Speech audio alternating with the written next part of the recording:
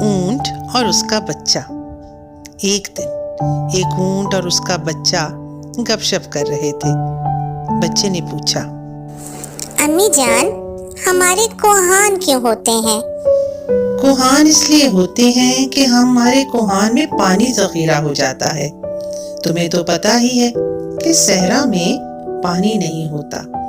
ہمارے زندہ رہنے کے لیے یہ کوہان ہماری بڑی مدد کرتے ہیں۔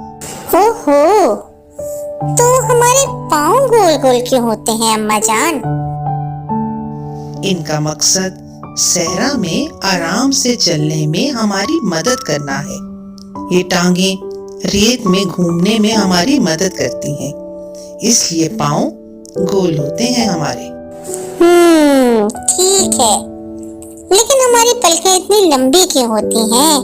میں نے دیکھا ہے باقی جانوروں کی تو اتنی لمبی پلکیں نہیں ہوتی۔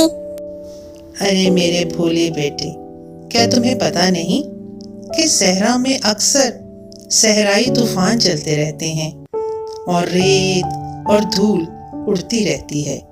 یہ پلکیں آنکھوں کی حفاظتی غلاف ہیں۔ اس کا مطلب یہ ہوا کہ ہمارے پاس صحرائی سفر کے لیے پانی ذخیرہ کرنے کے لیے کوہان، صحرا کی ریت میں چلنے کے لیے آرام دہ گول پاؤں، اور صحرائی سفر کے دوران ریت اور گرد و غبار سے بچنے کے لیے لمبی پلکیں ہیں۔ پھر امی جان ایک بات تو بتا۔ ہاں بیٹا بولو۔ ہمارے کچھ ساتھی چڑیا گھروں میں کیوں رہتے ہیں؟ ماں بچے کے اس سوال پر ہکا بکا رہ گئی۔ ہمیں بھی چاہیے کہ جانوروں کو بیجا قید نہ کریں۔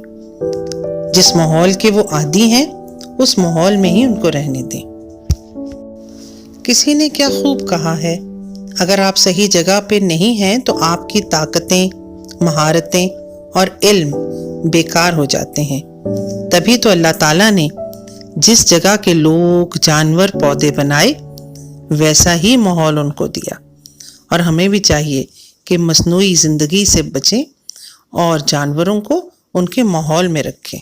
کہانی کیسی لگی؟ اچھی لگی تو لائک کیجیے گا اور چینل کو سبسکرائب کیجیے گا۔